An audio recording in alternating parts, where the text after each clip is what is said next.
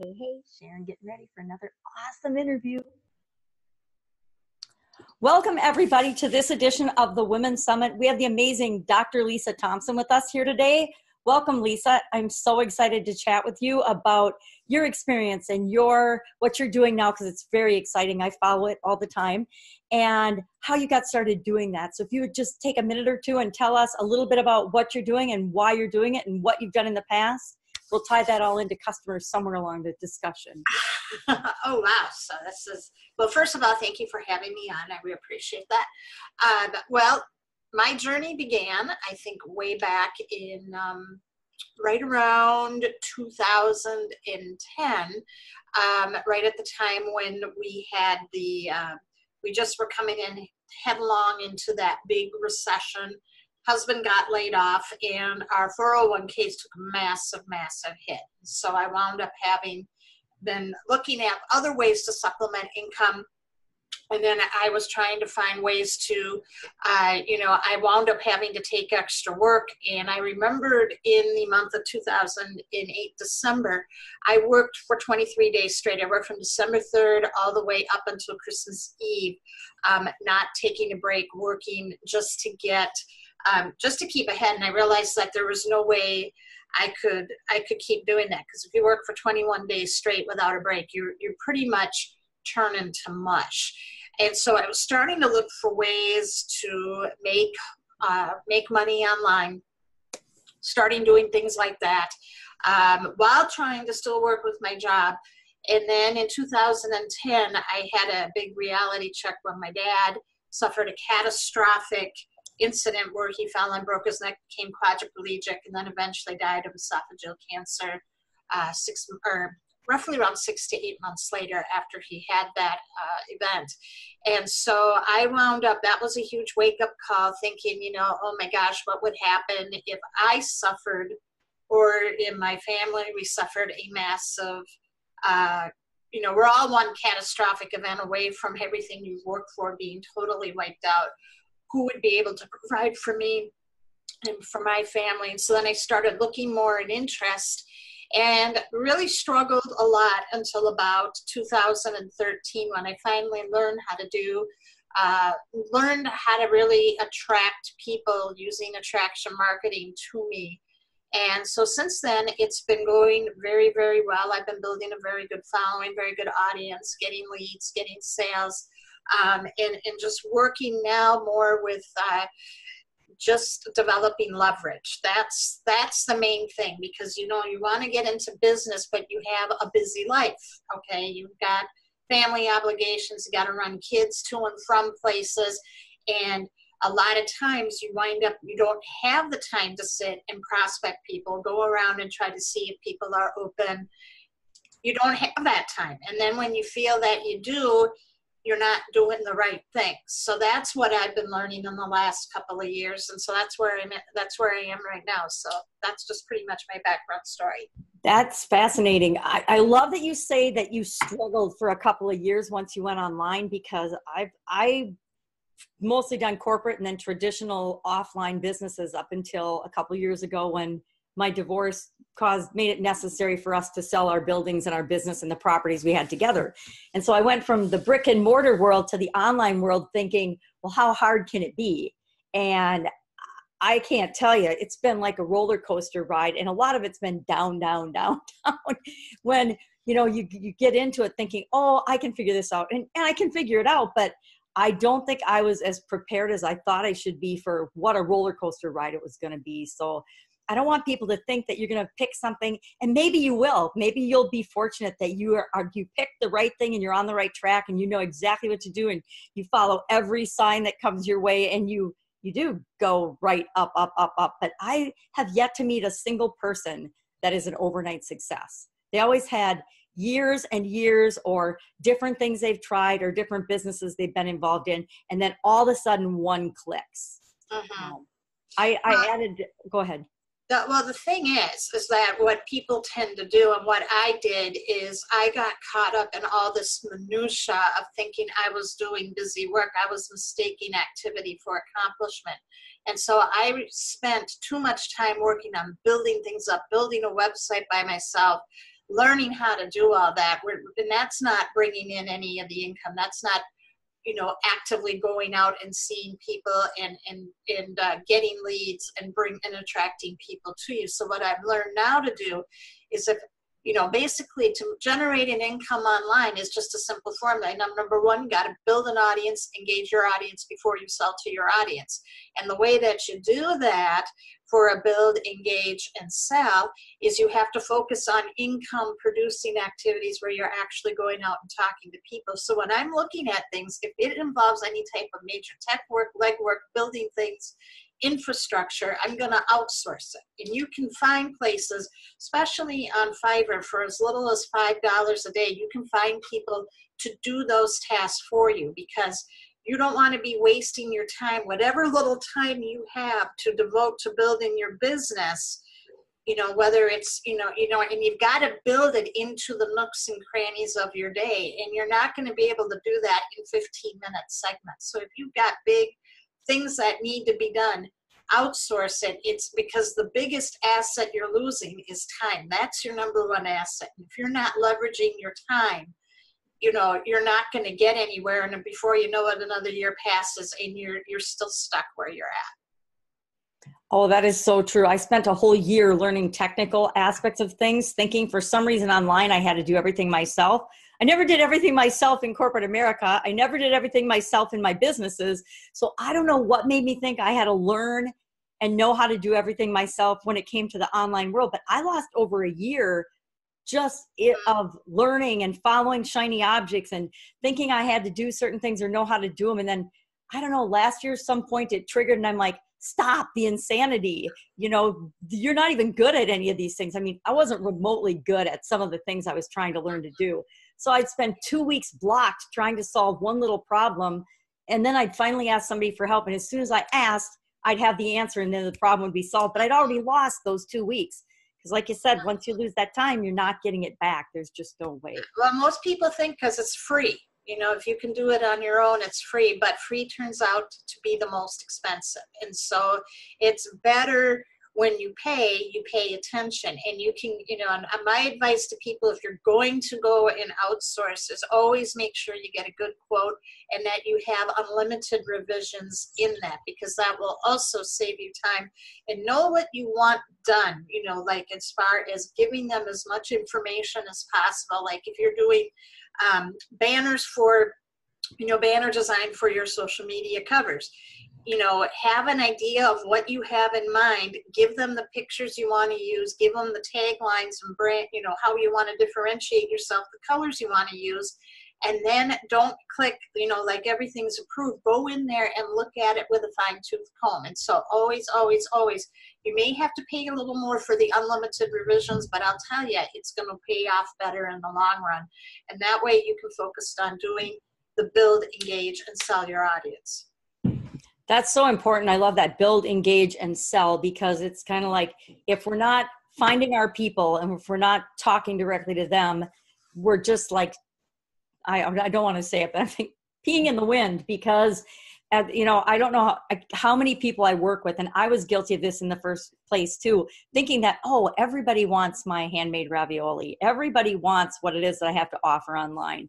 And until you actually start to segment and find who it is that you can speak to and who wants to hear your voice and who you can help solve problems and make your offers to, it is just a lot of spinning your wheels and wasted time. Well, people think that they have to just show people the opportunity right away. And I think the biggest disservice that happens in the network marketing profession is making out that list of 100 of friends, family, people you know, and they're not always the best people for your product or your service. So what you have to do, the first thing when you build that audience, is you have to enter into a market where there is buyers, and you have to go and you find that market, you go in, identify who the kingpins are, what are the language that the kingpins are using, and you start entering into the conversation and start conversations with the kingpins in your niche. So you have to sit and find out who it is you want to speak to. Is it the mother who just lost, you know, just had her first baby and is looking to lose that baby fat? Is it the mom who wants to stay at home and be with her kids? Is it the older generation who's looking to, get that extra money in for the retirement and having for the medical insurance, having the money to pay for expenses down the road? Whatever that is, you need to find out who is your market and what are the biggest challenges that your market has. And then you start building your audience. Because if you go for a build and engage, people who are engaged with you, they know, like, and trust you, you're not going to sound like a used car salesman. And that's the biggest objection that a lot of people have, that they're afraid to ask for the sale because they feel that I'm not a salesperson. I don't want to sound like I am this used car salesman. And so you have to follow a natural progression when you are on social media, and you're following the social media rules, so you're not getting kicked out.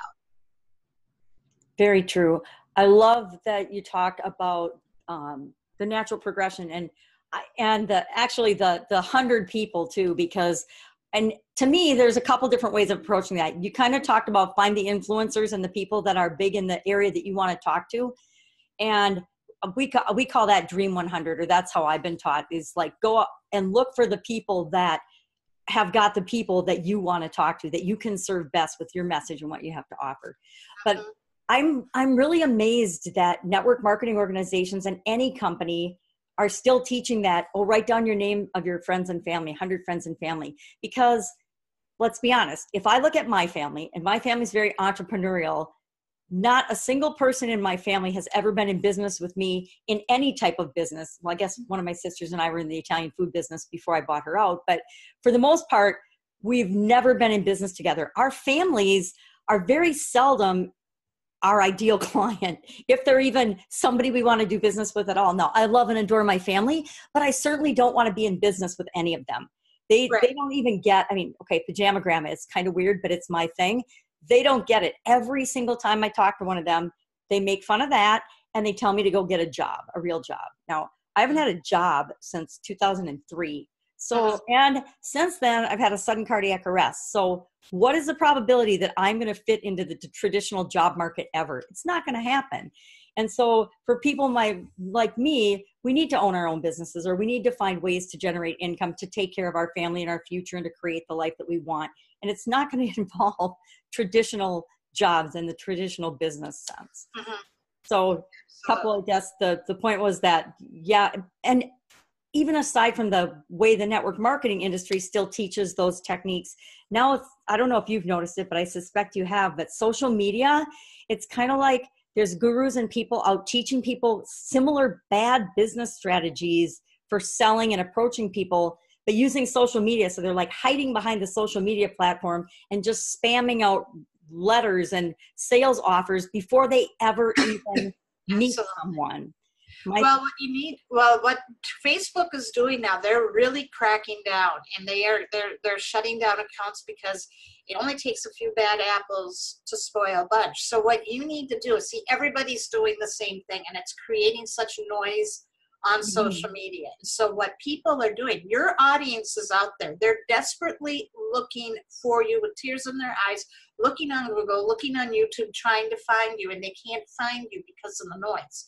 What you need to do is differentiate yourself and rise above the market. And so to do that, to get that voice, you have to really answer 4 questions. Number 1, who are you? Number 2, what do you stand for? Number 3, who is your audience? And number 4, how are you going to serve them? So you have to sit and ask yourself and be honest with those questions. And when you have clarity there, now you can go in and find those people, find those kingpins. And it's so easy to do on YouTube, to find those kingpins. And then you start following them. You start looking for the hashtags, find out what the language is. You start interacting with them. Then you start entering into the market where you want to do what's called permission-based marketing, because that's how it's not selling. You want to get people's permission to come and learn more from you. So that's what you have to focus on. That's excellent. Those 4 questions, I hope everybody wrote those down. I might have to put them in the comments below because those are so powerful.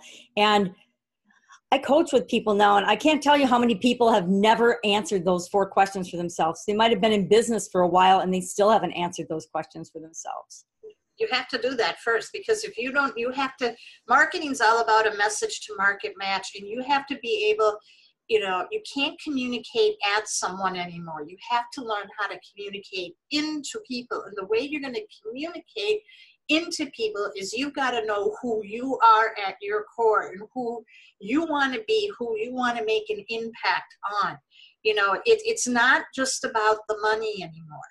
You have to decide what vision of who you want to become. Okay, it's not about what do you want to do with that money. How do you want to, you know, are you there to leave a legacy? Are you there to make memories? Are you there because, you know, you want to be home with your kids? All right, you want to make those memories. You know, you want to give parents their kids back, you know, the kids their parents back again. You know, you know, whatever that is, you have to be very clear about that, because if you're clear with that and you know who you are and where you're going, you're going to become so insanely attractive that people are going to want to follow you. They're going to want to know more about what you're doing. And that's how you're going to get people to want to inquire about, you know, you have to leave curiosity. And when people, and this is the thing, when they turn their social media profiles into advertising bulletin boards, what people then do is they're going to do their own research. And 90%, they're, you know, they can find your company info, 90% of it's all on Google. It's all going to be bad stuff. It's going to raise the level of resistance, and they're not even going to want to talk to you. So you have to be very, you know, you don't have to mention any name of your product, because most companies go out of business within 5 years. And so the only thing that is lasting is you and who you are and what you're standing for. And that's why if your company goes out of business, but if you've built an engaged audience who really is rooting for you, it doesn't matter where you go somewhere else. They're going to follow you no matter what. That is very true, because I've only dabbled in network marketing a couple of times, and yeah, the company went out of business, and I did build a big organization, but then a lot of the people that were burned by that organization, just like in anything, it's just like getting laid off from a company. I mean, I think network marketing gets a bad reputation, but I don't think they have any more of a failure rate or business failure rate than any other industry, probably far less, actually. I'd have to look for statistics on that, but I bet that percentage-wise, network marketing companies actually fail less often than traditional businesses. Uh-huh. And with the regular sales structure and things like salesmen and things that they hire in overhead. I mean, that's but 95% of people fail in network marketing because they do not know how to duplicate and retain, and they get very hardcore. And what they don't do is they feel that they have to do everything with handling the questions from the team, they have to be the one to be the point person for it. So if you have a busy mom or a busy people who don't have the time, and they're seeing that you're doing all this stuff, because people are watching how you're doing it. And if all you're doing is you just need to point them to the tool, you point them to things that they should be doing, and that they teach their teams how to point and use the tools effectively. And what that does is that it's like, oh, if that's all I have to do is point people to an opportunity video, I point them to a call, I point them to a Zoom session, that's all I have to do. That's going to increase their level of confidence and success. So that's the other issue that's going on there, is that, they get this talk about wanting to do all this stuff online, and then they talk about what they're doing and all that they're doing, that they do so much stuff that people are like, oh my gosh, this is turning into a job. This is not what I signed up for. I'm looking for leverage. I'm looking for ways to automate, sift, and sort, and only talk to people who are interested in what I have to offer. Awesome. I think one of the best things that the network marketing industry does is create duplicatable systems. And I think where people struggle, and the 95% thing, network marketing is not unique in that. 95% of all businesses fail, of any type of business. Network marketing didn't, that they don't have a higher failure rate than any other industry or any other business. My ex-husband and I were involved in real estate, and we went to a lot of real estate trainings and coachings and things, and we did really well in real estate. But the vast majority of people that were in the same programs in the same industry and doing the same type business and got the same training as us, 95% of them failed because they never did anything. So it's not inherent in the industry, no matter what industry it is. It's inherent in human beings that only about 5% of people are actually ambitious and will take action and do whatever it takes to succeed in any endeavor. I mean, only 5% of people become superstar athletes. Only 5% of people have one great talent or something that they pursue. A lot more people than 5% have musical talent or athletic ability, but it's the rare percentage of that group with that talent that will actually learn and implement and take action and practice so that they can master their skill or trade. So I think there's certain industries around that get really bad reputations that they don't really deserve because, you know, statistically and human beings are the same across the board. And, 95% of restaurants fail. Well, yeah. So 95% of people fail in network marketing. 95% of people probably, it's kind of like the Pareto principle and the 80-20 rule. It applies to absolutely everything across the board. And we just forget about it and we kind of apply it whenever we feel like it. And that's not really fair. So, but I do love the duplicatable success system. And I think the best thing you can do for your organization, whether you're in a network marketing company or any type of a leadership position, is to create that system and teach people the system so that they can duplicate the system themselves. And that works in every industry as well, not just network marketing. So I'm going to ask you, what is your favorite way to build relationships or attract people to your business? My favorite way is doing Facebook Lives. Okay. And that, video is one of the easiest ways to get people to reach out to you. It's almost as good as a face-to-face interaction. What Facebook Lives do is it's very natural, it's very spontaneous, it's very off the cuff. And the way that you want to do it is very simple. It's a simple 4-step formula when creating a Facebook Live. So before you go on Facebook and do a Facebook Live, you want to make sure that you are engaging with at least 20 people in your newsfeed, whether the stories, doing direct messaging, commenting, liking posts beforehand, because what that does is it's going to increase your level of engagement and getting more people onto your live stream.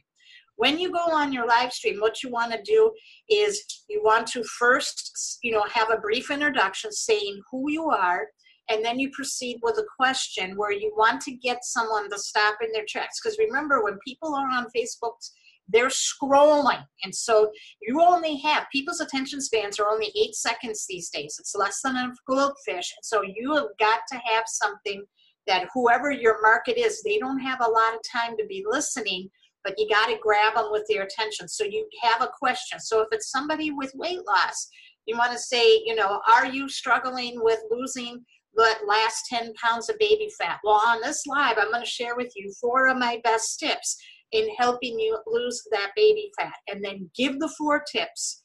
Be very concise, very, very succinct. And when people are jumping on, you interact with them, tell them hi, thanks for watching, and then you're going to end with a call to action. So the call to action basically is you want to get them either on your mailing list or you want to give them something, okay? So a lot of times you could have like a little cheat sheet you want to give them. Hey, if you want more of a meal plan that I'm using that has helped me lose these last 10 pounds, send me a message on Facebook and I will get it to you. Rather than sending them a link. If you put a link into your Facebook Live, Facebook doesn't want anybody leaving the platform. So when you say, reach out to me, Facebook message me, what that does is they have to take the extra step, to come in and talk to you. And so when they send you the message, after that, after you do your live, okay, after you do live, you want to make sure you have a little bit of time and then you interact and you're commenting. You love every comment someone puts on there, give them a little heart, and then respond back, okay? Because then what that's going to do, it's going to get you more views and it's going to stay on the news feeds longer, giving you more exposure and engagement. Now, what happens then is when people respond back, you wait a few minutes, and then you say, hey, I'm on my phone right now, can't get to the sheet, but, just curious, are you taking any weight loss, supplements right now? Or you ask a question that will prep them to seeing if they're open. Okay. And then if you are, then you're just going to ask them a question to say, hey, are you open to taking a look at learning how to, take this, this milkshake? This will help you lose weight. It's going to make you feel good. If you're open, great. If not, no big deal. You give them, see if they're open, and you give them an out. That's how you do it. And you don't have to do a lot of posting online to do that. I mean, the key is you want to post less than 3 times a day on your Facebook platform. So having one of them be a live stream is really going to help you get that exposure. And you be real. And you don't have to sit there, doll yourself up. You don't have to think like you're acting from a script. All you're doing is, if you know in your mind's eye who you're talking to, you know that person, who that person is you're speaking to, and you're being real and authentic, people are going to love you. And and when you follow that 4-step formula, you're going to get some responses. I love that 4-step formula. I got a question. Is there a magic number? Is 4 a good number or something? Or does that just happen to be a coincidence? 4 steps, 4 tips, 4. It can be anything for less. Okay. I just said 4, just as an example. So whatever it can be 3 tips. Here's my best tip. Here's something. But when you give something that's a list, that stops people, and they're going to want to watch. And another way you can do that when you're giving the list out in your live, you can do it like in a countdown format. So you can do it like, back in when we had the big top 40 radio hits, or the MTV video countdown, where they would start from 20 down to 1. Mm-hmm. You can do it that way too, where people still have to keep listening and keep watching to get that tip. What you can also do too with the tips is you could have like a website that has like this amazing tips that have, like 15 or 20 tips. You could pick 1 or 2 and then get them in the call to action to get people reaching out to you, telling them, hey, if you want the website where I have that, message me and I will get that to you.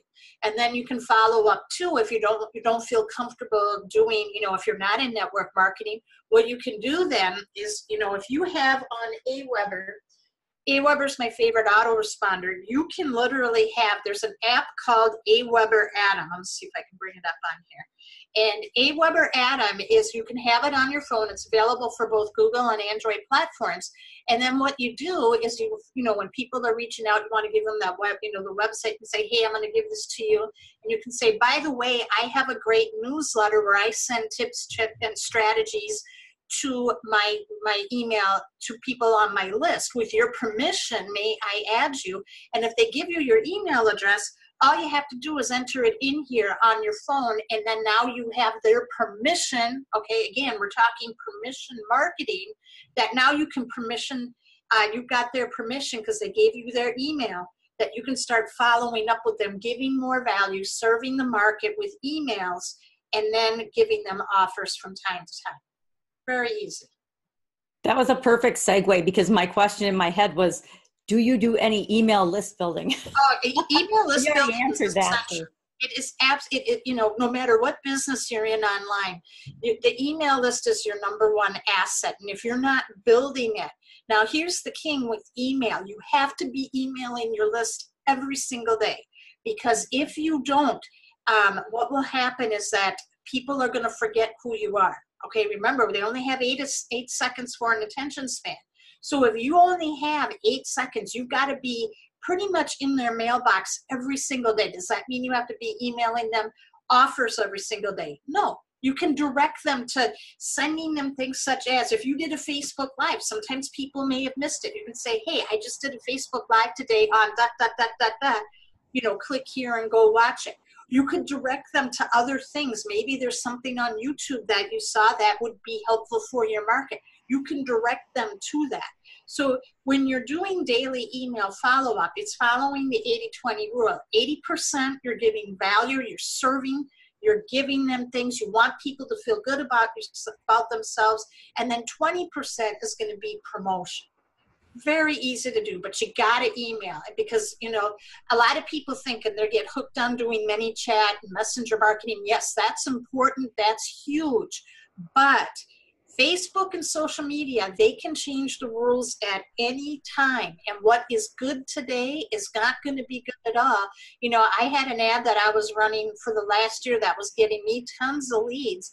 And now that ad has been disproved because it's no longer meets Facebook guidelines. So you have to, you know, your list, okay, your list is your gold mine. But here's the thing too with list sharing is that you don't need a huge list to make money. It is not the size of the list. It is how responsive your list is. So if you're taking time to build your audience, engage your audience, you're giving them value and they are being responsive, you're going to wind up, you know, you can make really good money. You know, I have a good friend of mine who's a 7-figure earner. I don't know if you know her, but Diane Hockman, she winds up, she is a top earner, makes 7+ figures a year. And she's not the most tech savvy person out there, but she has a responsive list of under 4,000 subscribers and it makes her over $1 million a year. Wow. Because she takes care of her list. She knows how to build her list and it's a responsive list. So that's how you use email marketing effectively.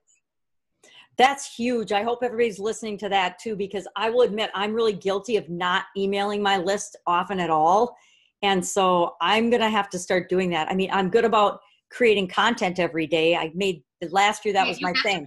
I'm creating content every single day, but I can use that content to email people and be engaging my list. And I haven't been doing that at all. So yeah, content, you know, so you know, content creation, I always do on Saturdays. Friday night, I plan my content. Saturdays, I shoot my videos. So I have other videos that I do that are standalone. I do a combination standalone Facebook Lives.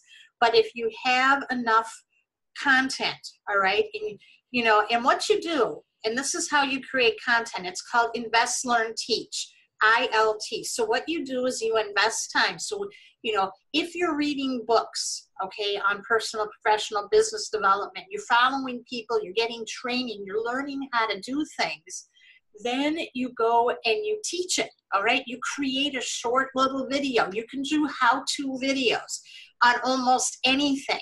People love how-to videos. On YouTube, how-to is one of the most, it's one of the top search terms on how to do anything. And literally, you know, on my YouTube channel, anything that I show people how to do, those get great, you know, I get tons of views on them. And people love those types of videos. If you're doing Facebook Lives, you can talk about, here's what I learned. You know, I went to a live event. This is what I learned. I did this, you know, this is things that I'm learning from the book or that I'm reading, you know, and you just give away these little snippets of value and you put your own spin on it and then you just send that, you know, and that's why understanding your market and the terms and the lingo of your market. So you could take a book like I took, you know, for example, I took a book from Grant Cardone, The Secrets of Selling, you know, and that's really hardcore to really a lot of salespeople. I went in there and I found things that I could apply to the home business industry, and I put my spin on it using the lingo in terms for the home business industry.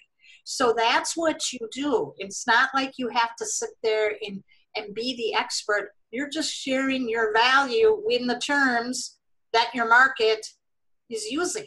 And you speak the terms of your market, and that's how you communicate into people, and that's how you're going to get that going, really.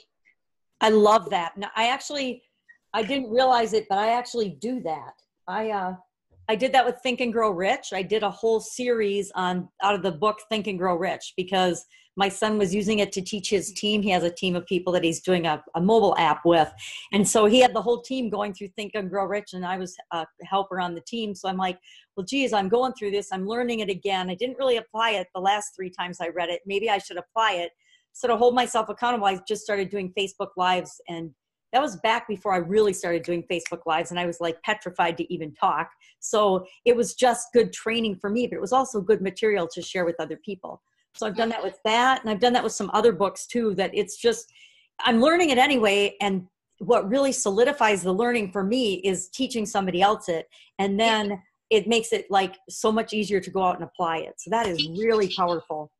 Teach to teach. And that's, you know, and I mean, there's Ray Higdon's another good friend of mine. He's a huge network marketing superstar.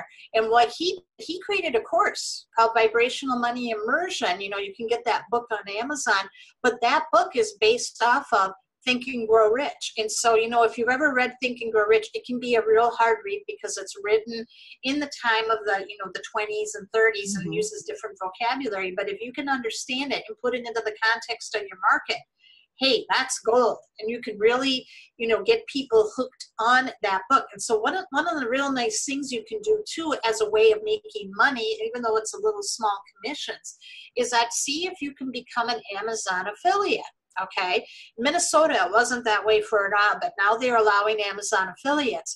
And as an Amazon affiliate, what you can do is if there's any product or things that you're using, you just get the link and you can say, hey, you know, if, you know, and I do these on my Facebook Lives too, where I've made sales with people buying books from my affiliate link off as Amazon. Because people's like, oh, you know, you're just sending me the Amazon link. It's just a little link shortener. They don't pay too much attention to that. They're just going there because Amazon's a place where they buy, and they can buy things from you. So that's just another little tip to do there too, to get another income stream coming in. It doesn't pay a lot as far as commissions, but if you're getting people to start buying from you once and buying the little tripwires and small offers, eventually they're going to buy you from bigger offers as well. Well, I love that because it allows you to add kind of soft calls to action to some of your things. So maybe you're just sharing a content piece, but you have a soft call to action because you're talking about the book. So I love that. That's really a great idea. I do that all the time. I recommend books and then I just refer them to it. And so, that's great. So when the call to action is like, hey, if you want the link to Amazon, message me and I'll get you the link. I've done that with where I got a recumbent bike for Christmas. I've had people saying to me, what type of bike do you have or use? And I send them the link because I got it from Amazon. Haven't made any sales yet, but people are asking about it. See, that's the beauty of it. So if you're in a state that allows Amazon associates, get yourself a store, or no, you don't even need a store, but get yourself as part of the affiliate program and start using those links. And that's another way just to add a little extra income in there. So, nice. And you can do that with a lot of products and services. I didn't think about that, but you can do that with a lot of products and services that you're using already. People look to one another for recommendations. I mean, we recommend restaurants and movies and things all the time. We go on websites and ranking sites to see what people, review sites is the word I'm looking for, to see how other people that are strangers vote on things or recommend things or trash things. So why wouldn't we want to know that from the people that we're following and listening to anyway? I think that just helps to give them more service by sharing what works for us. So right. I love that. That's an awesome tip. Absolutely. Thank you. Very nice. I'm like overwhelmed with all the stuff I've learned just in the little bit of time that we've been talking, and things that for me personally, it's like I haven't been doing. And I think that's one of the most powerful things about this summit is it's the little things that we overlook, or the little tips that are so important, because we think that everybody knows them already, but they don't. They're brand new to us. Like the things you're talking about, you're just ringing them off like they're second nature. But to me, it's brand new information. And I think we forget that sometimes. So I think that's one of the most powerful things about us all sharing our expertise with other women. Well, it just comes with practice. You have to show up and do it every day, and that's the thing. You have to switch from a employee mindset to an entrepreneur mindset, because when you go to a job, you show up, you do whatever minimum tasks you have to do, and you get paid every 2 weeks. As an entrepreneur, that doesn't happen. Okay, so you have to show up.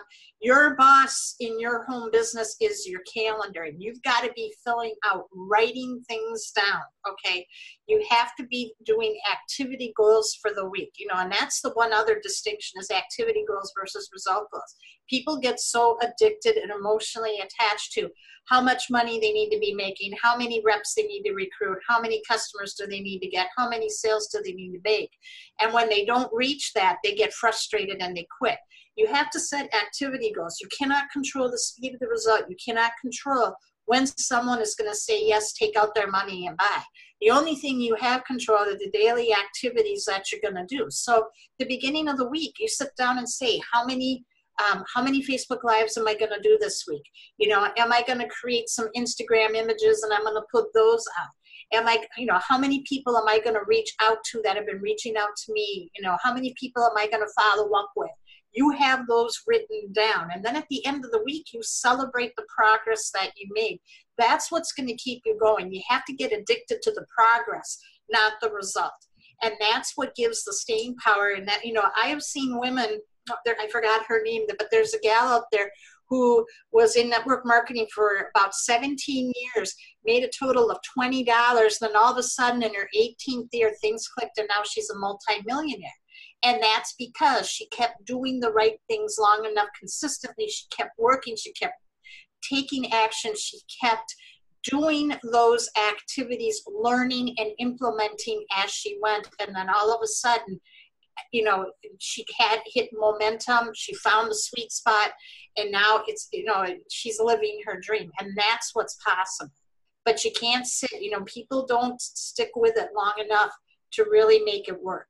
And that's what, and the reason that I'm able to rattle this off is that I've just been consistent and I have been taking action and knowing how to do it. And that's why, you know, success comes. You just have to stick with it. I don't think it always comes in our ideal time frame, but it always comes if we don't quit. If we just keep plugging away and putting one foot in front of the other. I love what you say about the process, and you really have to fall in love with the process of becoming what it is you're going to become and what you want to be versus the result. And your why and what you want to be, the vision of that's important. But if you don't like the process and the steps you're taking and what you're learning and growing and becoming along the way, you'll quit at the first obstacle. You'll quit at the first no. You'll quit when the going gets a little bit tough or you have to work a couple hours late one night on your business because, you know, you have a project due or something. It's like any other habit. It's really easy to quit a good habit, and it's really, you know, it's really hard to form. It's hard to form a good habit and easy to quit. It's hard to quit a bad habit and easy to form a bad habit. So it's just a matter of, like you said, making it a consistent thing. You're going to commit to yourself. Well, every Tuesday and Thursday from 6 to 9, I have that gap of time and I'm devoting it to my business no matter what. And I'm going to do the other thing that you said that's really important is the activities that you're choosing to spend your time on, because so many of us, and I'm super guilty of this, get trapped in this learning loop of thinking we have to learn more and figure out more things and know more before we can really get out there and launch and do and take action. And it's just the opposite. Where you get the success and momentum and where you really learn is by applying what you've learned and taking the action. And sometimes the steps are ugly, but an ugly step is still better than no step. Absolutely. Brendan Burchard says version 1.0 is better than version 0.0. And I'll tell you, I build my business in the nooks and crannies of the day. And there are people out there who have built very successful home businesses working in 15-minute segments because all they're focusing on are, you know, they're constantly building their audience, they're promoting, they are, you know, they're connecting with their people, and they're developing those relationships. And that's the thing. If you don't have 3 hours at a time to devote to it, if you know what you're doing, you can do it in 10 to 15-minute segments. And that alone can be very helpful, especially to a lot of women where they're multitasking. They got a lot of stuff going on.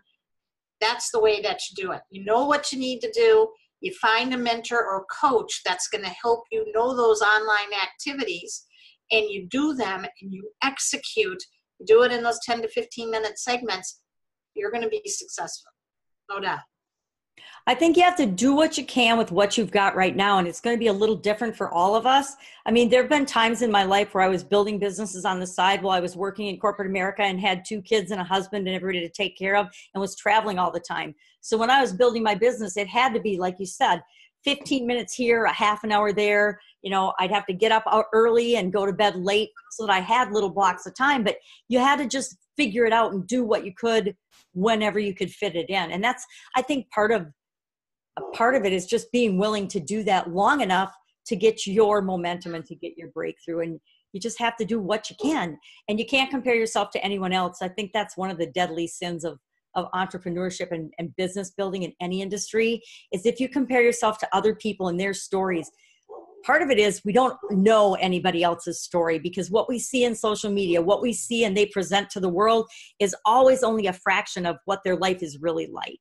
And so we don't see all the struggles and all the emotion and all the hard work that went into a lot of people's results. And so we have to remember to not compare ourselves to other people. You can't compare your blooper reel to someone else's highlight reel. And everybody has a blooper reel. Everybody started at one point at the very beginning. And so what you have to do is just focus on your activities and get addicted to your progress. And then eventually you're going to have, you know, in your story, you're going to be able to have a real powerful story to tell and inspire others. Mm-hmm. And that's what people want. People want people that can be an example for them. And that starts from wherever you are right now to your journey to become whatever it is that you want to become. It's awesome. So Lisa, do you have any last parting favorite words about customers or customer relationships or customer handling or customer interactions for us? I would just say, just serve your audience. Be a listener. Listen to what they're telling you. Listen to what, you know ahead of time what they are looking for, and point them to the solution. Sometimes it's not going to be your product. Sometimes it's not going to be your business. But if you're focusing on them and on what they want and what they need, and you point them in the right direction, they're going to be grateful. People can sniff a pitch a mile away, but if you're looking out for them and that you're building the relationships, and this is the one point I want people to understand, seek conversation over conversion, you'll win every time. I love that. Totally love that. I can't tell you how many people I won't work with, but I will give them who they need to work with, because they're not ready for the portion of what I can help them with. And that's awesome, because I send them to somebody to get them up to that point, and then they come back and work with me. So it's kind of win-win. So they get the development and what they need, and I get what I need in the long run. But it's all because I'm serving them, and I want them to succeed and get what they want in life, not what I want in life. That's my job, is to get what I want. Their job is to get and figure out what they want. So thank you so much, Lisa, for being with us. I'm going to have to go listen to this a couple of times now, because there's so many gold nuggets in here. And I'm sure the other ladies will too. You have an absolutely fantastic day, and we will chat soon. Yep. Bye-bye. Thank you for having me on. Anytime.